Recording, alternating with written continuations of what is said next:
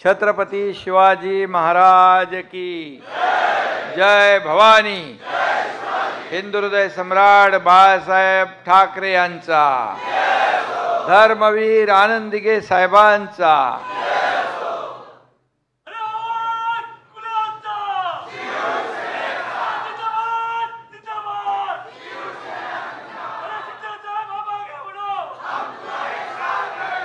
आजच्या स्थानीय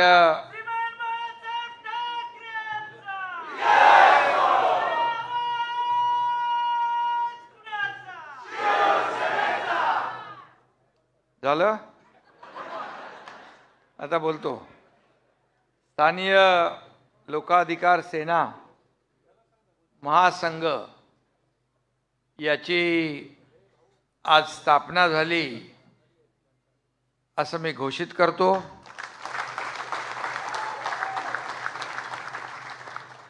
आणि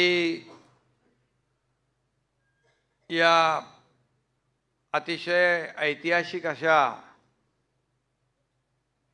कार्यक्रमाला उपस्थित शिवसेनेचे ज्येष्ठ नेते रामदास भाई, ज्यांची या स्थानीय लोकाधिकार सेना महासंघाच्या अध्यक्षपदी नियुक्ती झाली, ते आपले दुसरे नेते गजाभाऊ कीर्तीकर, शिवसेना नेते आनंदराव अडसूळ, केंद्रीय मंत्री प्रतापराव जाधव, ज्यांची कार्याध्यक्ष म्हणून कधी झालं तुमचं सेटलमेंट मला माहीतच नाही। मी सांगितलं एकदा फक्त गजाभाऊनं, आपल्याला स्थानीय लोकाधिकार समिती पुन्हा आपल्याला उभी करायची आहे, कारण स्थानीय लोकाधिकार समितीनेचं काम आम्ही सगळ्यांनीच पाहिलं।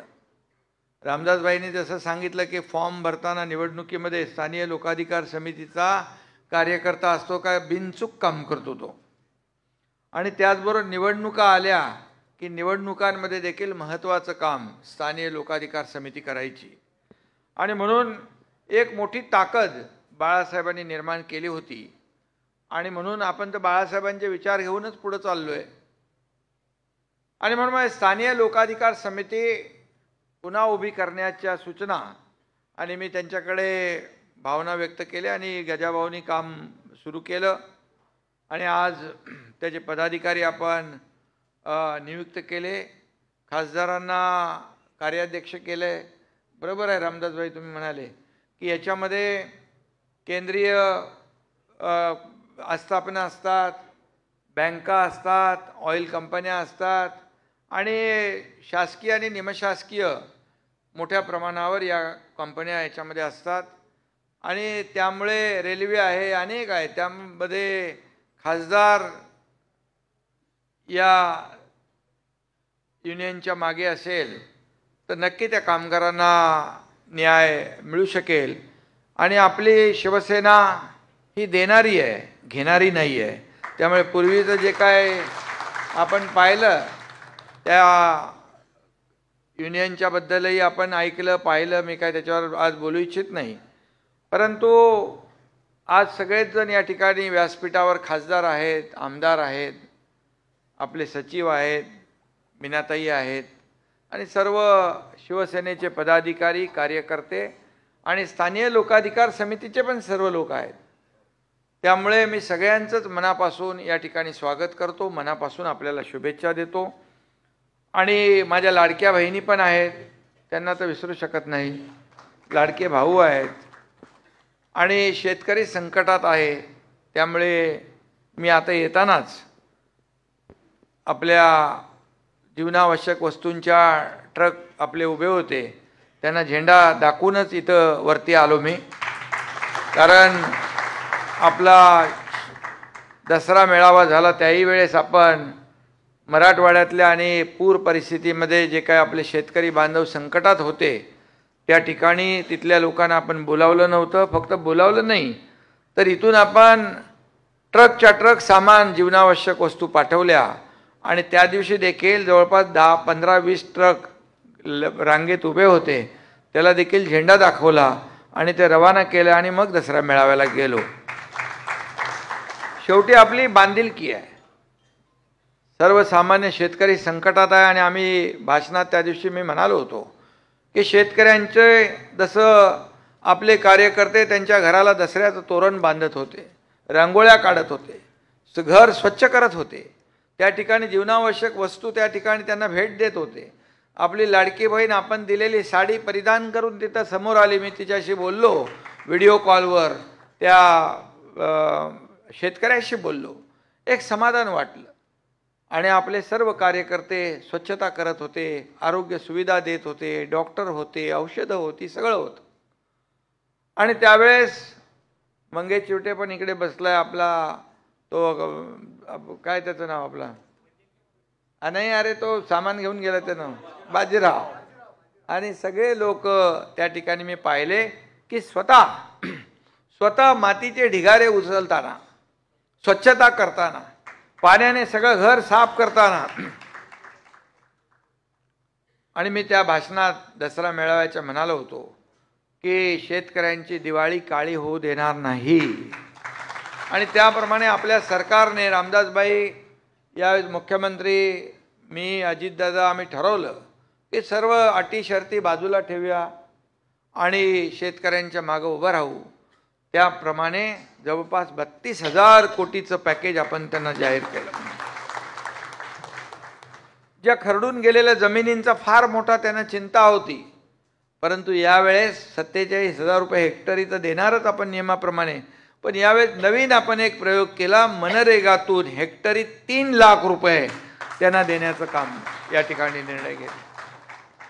आणि म्हणून शेतकऱ्यांचे देखील त्याच्या पाठीशी आपण उभे राहिलो. केंद्र सरकार देखील, मोदी साहेबांना देखील आम्ही सांगितलं, तेही म्हणाले तुम्ही प्रस्ताव पाठवा. तात्काळ अमित शाह साहेब आले होते, त्यांनाही देखील आम्ही सांगितलं. त्यामुळे केंद्राचं देखील मदत या ठिकाणी आपल्या शेतकऱ्यांना झाल्याशिवाय राहणार नाही, कारण हे संकट मोठं आहे.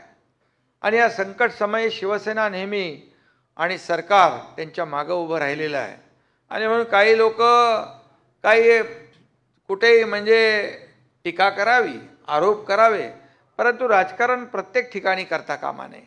म्हणाले काय तिकडून जीवनावश्यक वस्तू जात आहेत, त्याच्यावर फोटो लावले जात आहेत. अरे बाबा, फोटो लावलात, फोटो तुम्ही तुमचेही लावून आम्ही वाटलेत ना, तुम्ही जाऊ द्या, आम्ही काय देतोय ते सोडा, तुम्ही एक बिस्किटचा पुडा तरी न्यायचा होता. मी बोललो त्या दिवशी.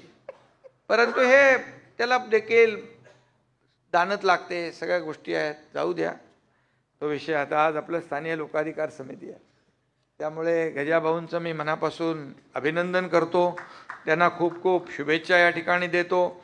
आणि हे म्हणतो की आपल्याला इतिहास घडवायचा असतो आणि इतिहासाची पुनरावृत्ती होत असते.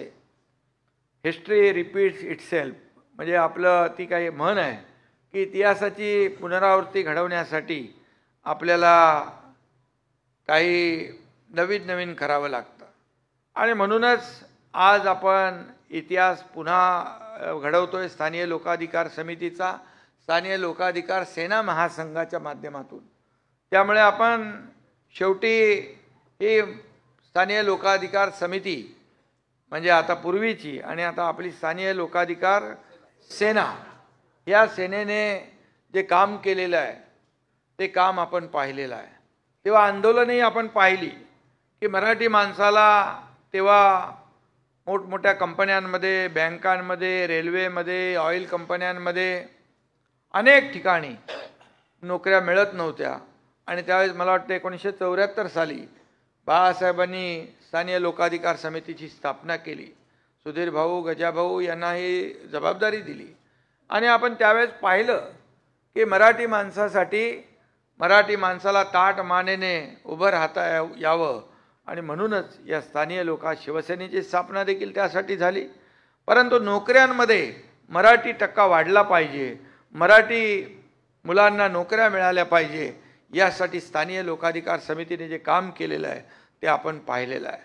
आणि म्हणूनच हे स्थानिक लोकाधिकार समितीचे कार्यकर्ते अतिशय शिस्तबद्ध पद्धतीने काम करत असतात. निवडणुकांमध्ये देखील आपण पाहतो की निवडणुकांमध्ये देखील तो कुठल्या स्टेजवर नसतो, कुठे फोटोमध्ये नसतो, परंतु तो प्रामाणिकपणे काम करत असतो. आणि म्हणूनच तिकीट पण मागत नाही. असेच कार्यकर्ते आपल्याला पाहिजे.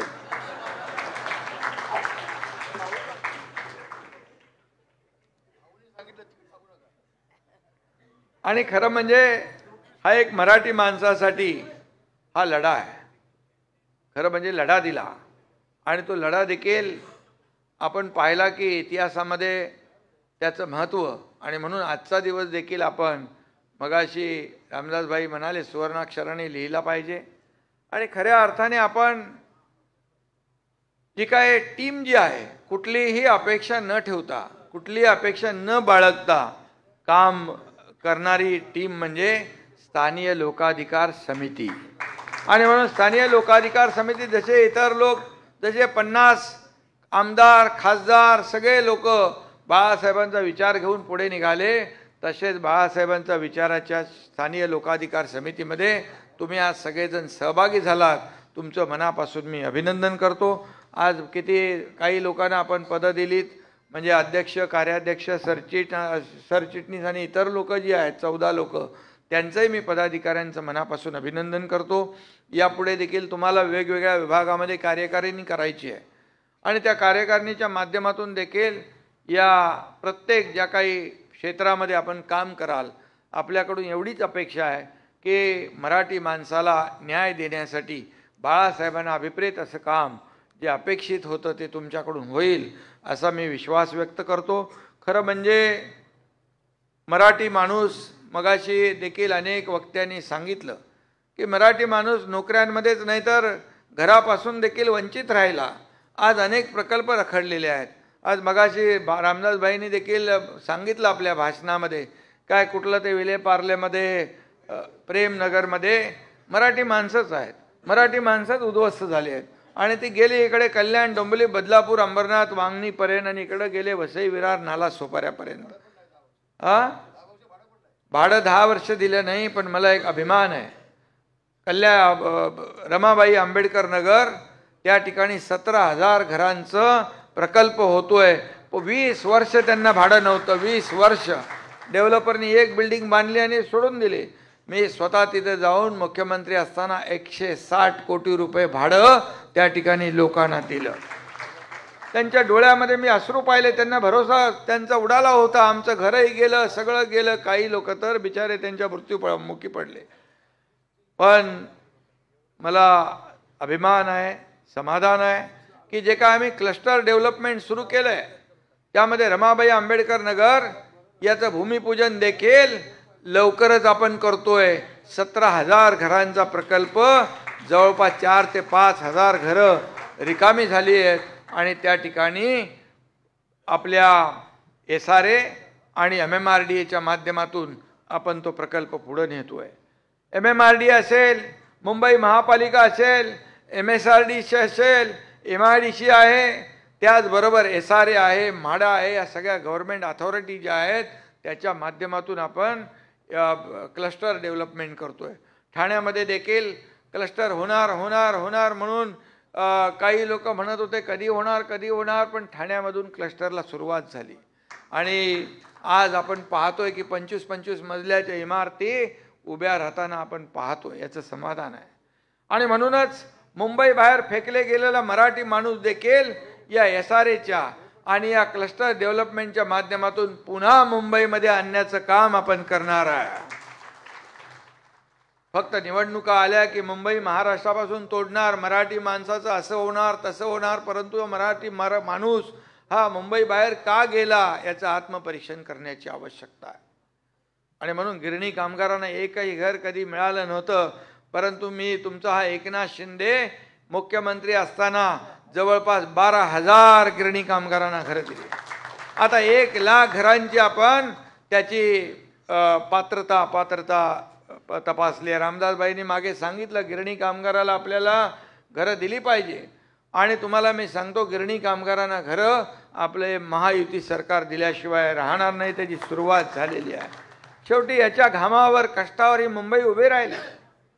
परंतु आज काय परिस्थिती आहे आणि म्हणूनच आज मी आपल्याला या ठिकाणी सांगू इच्छितो की या सर्व रखडलेल्या प्रकल्पांना चालना देण्यासाठी आम्ही परवाच कॅबिनेटमध्ये देखील निर्णय घेतला की क्लस्टरच्या माध्यमातून जे काय रखडलेले प्रकल्प जे आहेत हे रखडलेले प्रकल्प जॉईंट व्हेंचर करून हे आपले जे काही शासकीय प्राधिकरणं आहेत या प्राधिकरणांच्या माध्यमातून त्या ठिकाणी त्यांना चालना देणं आणि त्यांना भाडं देणं, त्यांचा पुनर्विकास करणं, या सगळ्या गोष्टींसाठी शासनाने अतिशय धोरणात्मक निर्णय घेतलेला आहे. आणि म्हणून जेव्हा जेव्हा आपण पाहतो की जेव्हा जेव्हा संकट येतात, आपत्ती येते, तेव्हा शिवसेना पुढे जाते. मग पूर परिस्थिती असेल तेव्हा देखील स्थानिय लोकाधिकार समितीने काम केलंय. जेव्हा जेव्हा संकट आली त्याही वेळेस स्थानिय लोकाधिकार समिती पुढे आली आहे. शिवसैनिक धावून गेलेला आहे आणि आपत्ती तिथे शिवसेना, संकट तिथं हा तुमचा एकनाथ शिंदे. हे समीकरण जे आहे गेले अनेक वर्ष पाहिलं. आणि म्हणून मग अनेक वेळा आपण अनेक प्रसंग पाहिलेले आहेत, अनेक संकट आपण पाहिले, त्याला आपण तोंड दिलेलं आहे. आणि त्यावेळेस संकटामध्ये सापडलेल्या आपल्या बांधव भगिनींना आपण न्याय दिलेला आहे.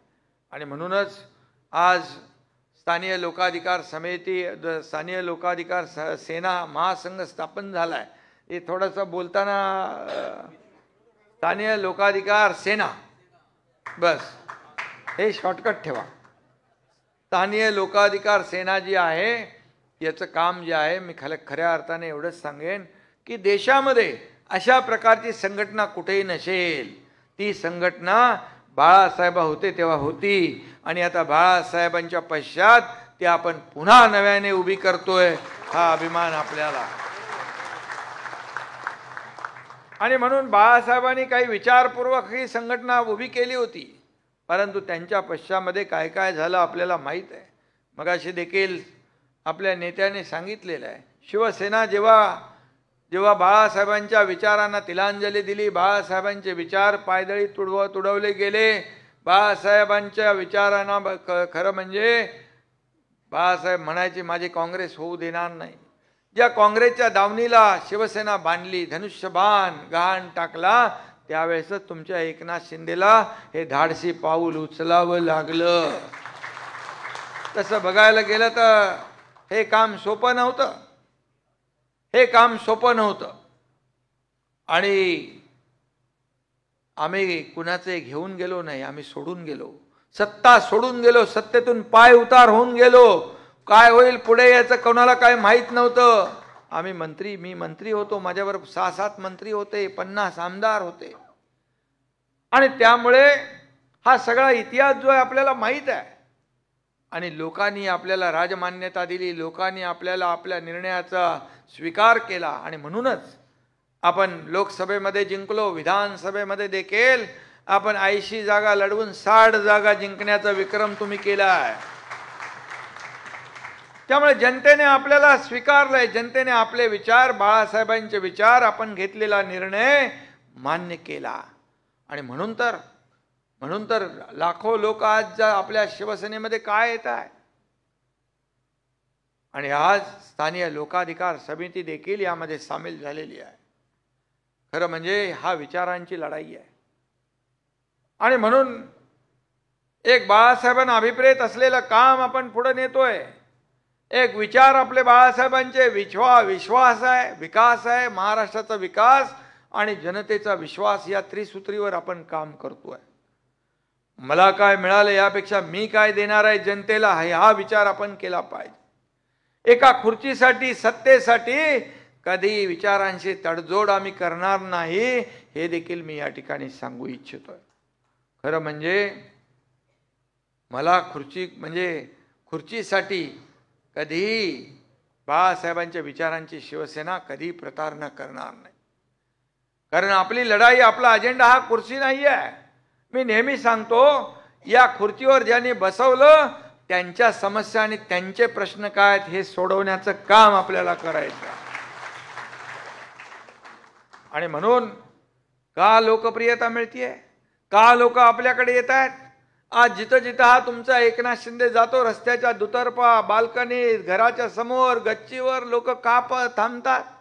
कोण आहे एकनाथ शिंदे.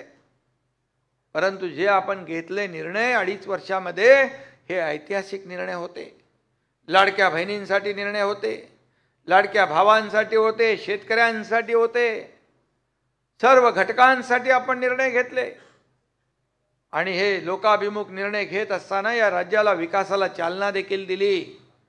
काल प्रधानमंत्री मोदी साहेब त्यांच्या भाषणात देखील म्हणाले की 2.5 वर्षाचं महायुतीचं सरकार यायच्या अगोदर जे अगोदरचं सरकार होतं त्याने मेट्रो 3 मध्ये बंदी स्टे दिला होता, कारशेडला स्टे दिला होता, विमानतळाच्या कामाला स्थगिती दिली होती. हे सगळे स्पीड ब्रेकर होते. विकासाच्या कामामध्ये जेवढे स्पीड ब्रेकर होते आणि स्पीड ब्रेकर घालणारे होते त्यांना आपण मुळासकट उकडून टाकून दिलं आणि या ठिकाणी विकासाला चालना दिली. आज पाहिलं, आज लंडनचे प्रधानमंत्री या ठिकाणी आले होते. त्यांच्या सोबत आलेले जे काही अधिकारी होते, त्यांचे मंत्री होते, ते कोस्टल रोडने त्यांनी प्रवास केला. कोस्टल रोडने प्रवास केला. म्हणाले आम्ही 10-15 वर्षानंतर इथं आलोय, मुंबई पूर्ण बदललेली पाहतोय आम्ही. मुंबई बदलली आहे, मुंबईचा विकास होतोय. हे ऐकून देखील अभिमान वाटला. आणि मुंबईसाठी आपण जे काम करतोय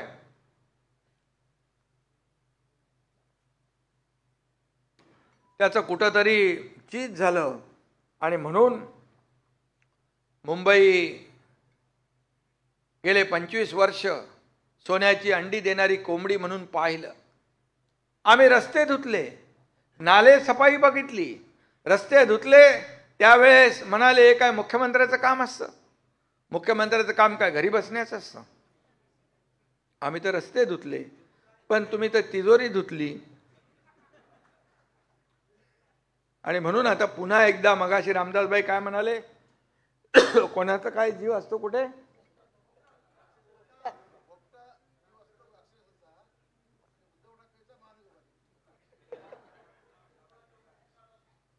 आणि म्हणून रामदासभाई बरोबर बोलतात, कोणाचा जीव कुठं आहे, काय अटकलेला आहे तो त्यांना बरोबर माहिती आहे. आणि म्हणून या 2.5-3 वर्षामध्ये आपण पाहिलं की राज्य झपाट्याने पुढे जात आहे. मुंबईचा विकास होतोय. आज मुंबईतले सगळे रस्ते सिमेंट कॉन्क्रीटचे आपण करतोय. पुढच्या 2 वर्षामध्ये मुंबई पूर्णपणे खड्डेमुक्त झाल्याशिवाय राहणार नाही. काय इतके वर्ष केले नाहीत? आज त्यांच्याबरोबर आलेले लोक एक माणूस 15 वर्षांनी आला होता आणि त्यांनी सांगितलं 15 वर्षापूर्वी पाहिलेली मुंबई आणि आता पाहतोय ती मुंबई किती बदल झालाय, किती बदल झालाय. अटल सेतू झाला, कोस्टल रोड झाला, मेट्रोची कामं सुरू झाली, कारशेडचा स्टे उठवला. आज बाळासाहेब ठाकरे आपला दवाखाना वार्डात आपण केला. आज वैद्यकीय सुविधा आपण वाढवल्यात. आज कॅशलेस सेवा आपण सुरू केली आहे. आज या मुंबईच्या विकासासाठी आपण जे करतोय सगळ्यात मोठं म्हणजे घराचं स्वप्न प्रत्येकाचं असतं. आणि गजाभाऊ सगळ्यात मोठा निर्णय आपण जे बाळासाहेबांचं स्वप्न होतं 40 लाख लोकांना मोफत घरं देण्याचं, त्याची सुरुवात आपण केलेली आहे. या पहिला टप्पा, दुसरा टप्पा असं करून करून आपण 4 लाख 5 लाख घरं असं बांधत पुढे जाणार आहे. पंतप्रधान आवास योजनेची घरं आहेत ती होत आहेत. आज आपण BSNLची जागा जी गेल्या अनेक वर्षापासून अशीच पडली होती ती देखील आपण BSNLच्या जागेवर देखील पंतप्रधान आवास योजना मुंबईमध्ये जवळपास 14,000 घरं होणार आहेत. त्याला देखील आपण चालना देतोय. आणि म्हणून प्रत्येकाचं घराचं स्वप्न असतं आणि या घराचं स्वप्न जे आहे ते पूर्ण करण्यासाठी आपण काम सुरू केलेलं आहे. आणि म्हणून त्यासाठीच आपण आपल्या ज्या काही अधिकृत ज्या शासकीय प्राधिकरणं आहेत त्यांना आपण त्यासोबत घेतलेलं आहे. आज मोठ्या प्रमाणावर इन्व्हेस्टमेंट आपल्या महाराष्ट्रात येते, मुंबईत येते आहे.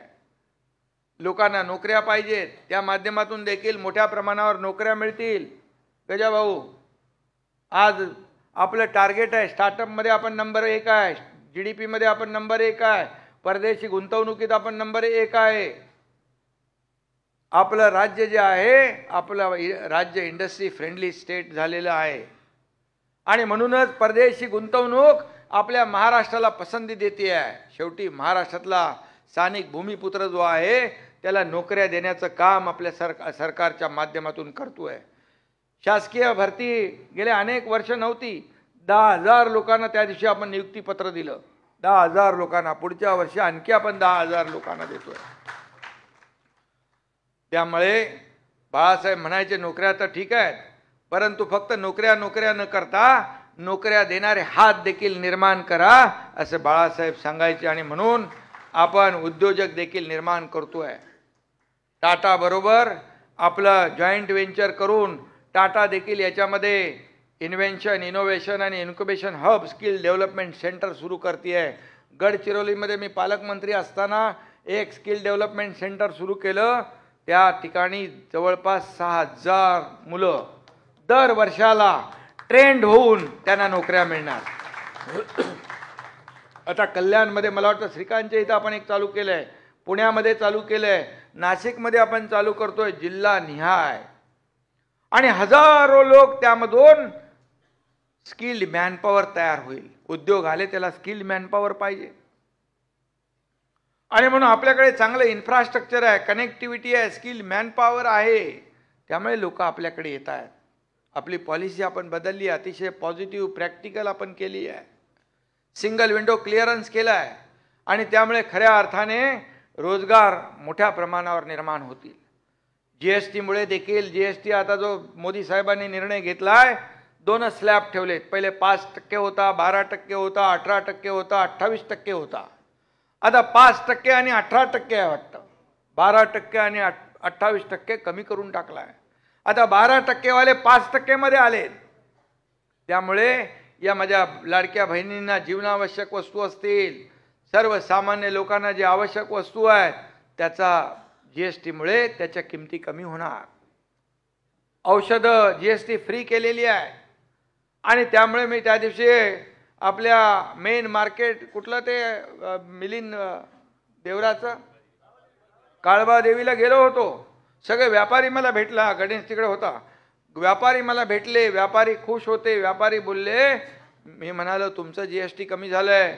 बोले नाही, आम्ही ग्राहकांना देखील या वस्तू कमी दरामध्ये देणार.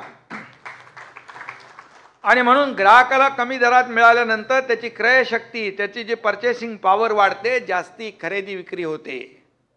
आणि त्यामुळे व्यापाऱ्याची विक्री जादा होते. खरेदी जादा झाली की मॅन्युफॅक्चरिंग वाढते आणि मॅन्युफॅक्चरिंग वाढले की तुमचा भाव रोजगार वाढला. हे सगळं स्थानिक लोकाधिकार सेना तुम्ही चालू केले, त्याचा बंदोबस्त आम्ही आधीपासून केलाय नोकऱ्या देण्यासाठी. अरे म्हणून शेवटी रोजगार पाहिजे. स्वतःच्या पायावर देखील जे युवक उभे राहू शकतात त्यांना देखील आम्ही सरकारने, मी मुख्यमंत्री असताना 10 लाखाची मर्यादा होती. अण्णासाहेब पाटील आर्थिक विकास महामंडळ त्याचं 15 लाख केलं. 15 लाखापर्यंत बिनव्याजी कर्ज आपण त्यांना देतो स्वतःच्या पायावर उभं राहण्यासाठी. आपल्या लाडक्या बहिणींना फूड ट्रक असतील ते देखील उद्योग विभागाच्या माध्यमातून आपण देतो. मुख्यमंत्री रोजगार योजना जी आहे त्याच्या माध्यमातून आपण देतो. आणि या सगळ्याचा जो काही विषय आहे, आता स्थानिक लोकाधिकार समिती तुमची एक कमिटी तयार करा आणि कुठल्या कुठल्या शासकीय योजना आहेत त्याचं नीट माहिती घेऊन त्या सर्व योजना या आपल्या तरुणांपर्यंत पोहोचल्या पाहिजे, यासाठी आपण प्रयत्न करा. आणि बाकी तर ज्या काही कंपन्या आहेत शासकीय, निमशासकीय, तिथं तर खासदार हे सगळे लोक आहेत, तुम्हाला मदत करतील. मुंबईमध्ये मदत आपले आमदार करतील. त्यामुळे तुमची स्थानिक लोकाधिकार सेना अतिशय मजबूत होईल. आणि मजबूत होऊन खऱ्या अर्थाने तुम्ही लोकांना जेव्हा रोजगार पूर्वीप्रमाणे देणं सुरू होईल तेव्हा खऱ्या अर्थाने तो दिवस आपल्या समाधानाचा दिवस असेल, आनंदाचा असेल.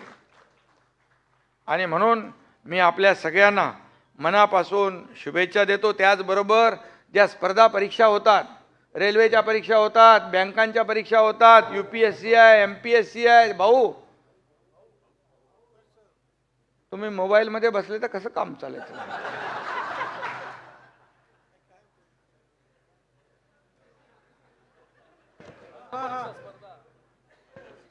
स्पर्धा परीक्षा ज्या आहेत त्याच्यात देखील मार्गदर्शन, तिथं आपला माणूस कमी पडतो आणि म्हणून त्याला देखील अचूक मार्गदर्शन दिलं तर तो बरोबर त्या ट्रॅकवर जातो आणि खऱ्या अर्थाने टर्निंग पॉईंट जो आहे, टर्निंग पॉईंटवरच त्याला मार्गदर्शन पाहिजे असतं. आणि म्हणून स्थानिक लोकाधिकार समिती जी आहे, तुम्ही तुमच्या कामाची व्याप्ती जी आहे ही कामाची व्याप्ती वाढवली पाहिजे. आणि म्हणून आपण सगळ्यांनी, तुम्ही काहीतरी 54 का 21 आस्थापनांमधून लोक आलेत तुमच्याकडे, आता बाकी राहिले तेही येतील. कारण शेवटी इतर राज्यात आपलं सरकार आहे, केंद्रात आपलं सरकार आहे, याचा देखील फायदा तुम्हाला होणार आहे. आणि शेवटी एखादा खासदार मंत्री जेव्हा एखाद्या आस्थापनेच्या अधिकाऱ्याला बोलवतो त्यावेळेस तो आस्थापनेचा अधिकारी आपल्या माणसावर अन्याय करू शकत नाही, तो हिम्मत करू शकत नाही, धाडस करू शकत नाही. याचा देखील तुम्हाला फायदा होणार आहे.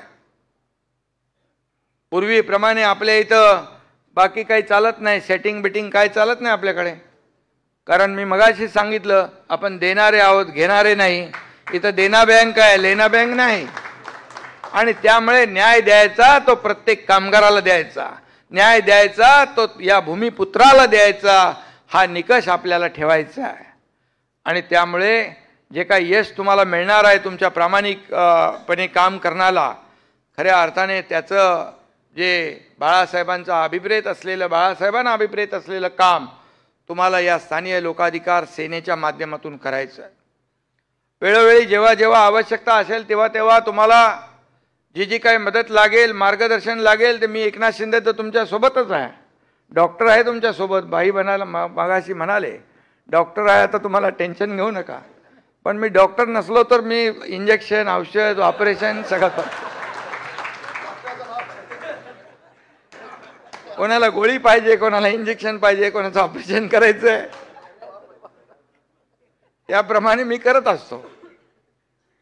आणि त्यामुळे आपण काही लोकांना पोटदुखी होते, काही लोकांना त्रास होतो, त्याच्यासाठी बाळासाहेब ठाकरे आपला दवाखाना मोफत ठेवलेला आहे.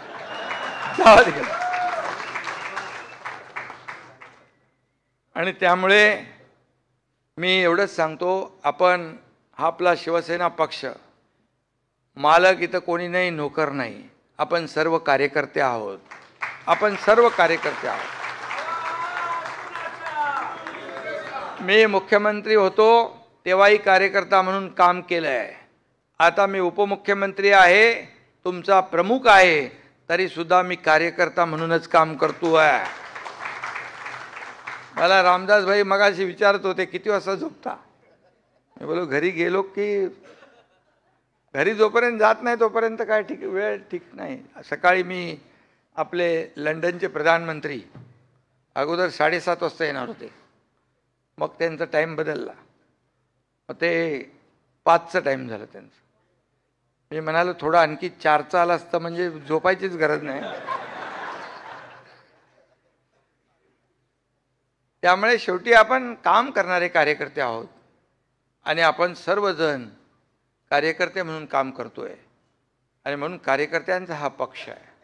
यामध्ये एवढंच आहे, जो काम करेल तो पुढे जाईल, काम करेल तो पुढे जाईल. इथं काही ओळख नाही, पाळख नाही, हा माझा आवडता, तो माझा नावडता, असं काही नाही. आणि सगळ्यांना माझा स्वभाव पण माहीत आहे. इतके वर्ष जे काम केलं बाळासाहेबांच्या विचारांनी सर्व लोक भारावलेले आम्ही लोक आहोत. आनंद दिघे साहेबांच्या तालमीमध्ये काम करण्याची संधी माझ्यासारख्या कार्यकर्त्याला मिळाली. आणि म्हणून आपल्याला शिवसेना बाळासाहेबांचे विचार पुढे नेत असताना आता स्थानिक लोकाधिकार समिती आपण पुढे नेतो आहे, याचा देखील आनंद आहे आपल्याला. एक नवीन ताकद, एक खऱ्या अर्थाने आपल्या विविध संघटना आहेत. आनंदराव अडसुळांची बँकेची तुमची जो बँकेचा अनुभव आहे त्या देखील अनुभवाचा फायदा होईल. इतर आपले जे सेल आहेत, इतर आपले भाषिक जे आपल्या देशामध्ये जवळपास 26 राज्यामध्ये आपली शिवसेना आहे. 26 राज्यामध्ये जेव्हा आपण निर्णय घेतला आणि मी दिल्लीमध्ये जेव्हा बैठक घेतली होती राज्यप्रमुखांची, तेव्हा अनेक राज्यप्रमुखांना फोन आले मी त्याचा उल्लेख अगोदर पण केला होता. बोले कहाँ जा रहे हो? बोले दिल्ली जा रहे. बोले काहे को? बोले मीटिंग है वहाँ पर. बोले शिंदे साहब ने, मुख्यमंत्री जी ने मीटिंग बुलाई है.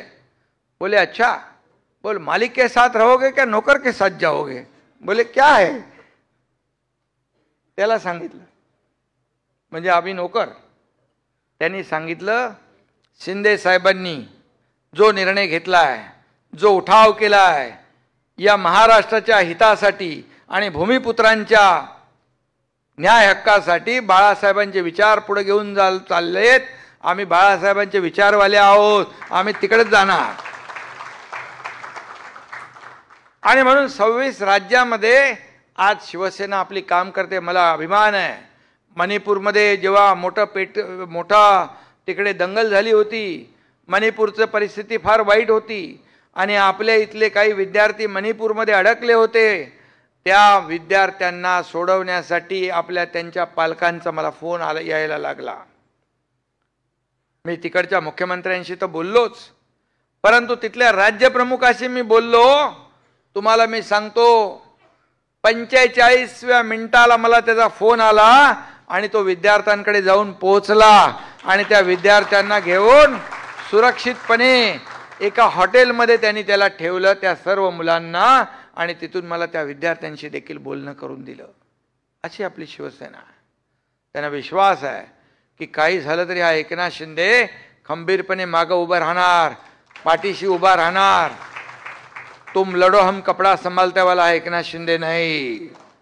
हात वर करायचे, जावा तुम्ही तुमचं बघा असं नाही. माझ्या हातात काय नाही, माझ्या हात रिकामे आहेत असंही नाही, माझे हात भरलेलेच आहेत.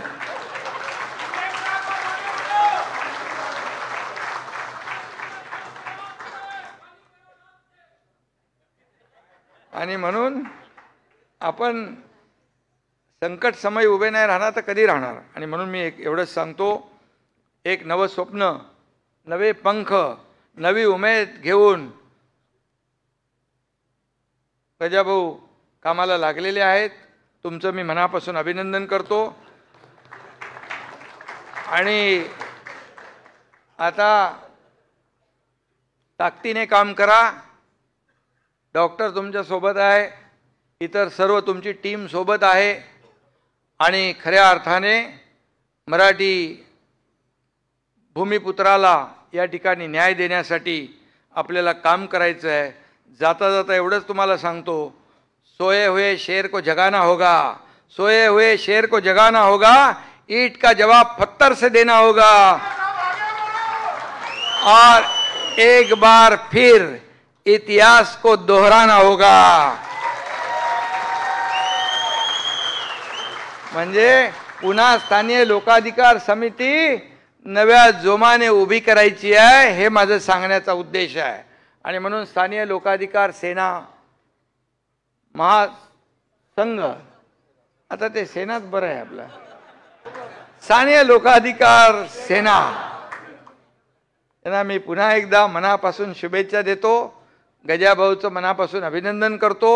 खूप खूप सगळ्यांना शुभेच्छा. ज्यांना आज पदं दिलीत त्यांचं अभिनंदन, पुढे जी कार्यकारिणी होईल त्यांचं अभिनंदन. तुम्हा सगळ्यांना मनापासून धन्यवाद. जय हिंद, जय महाराष्ट्र.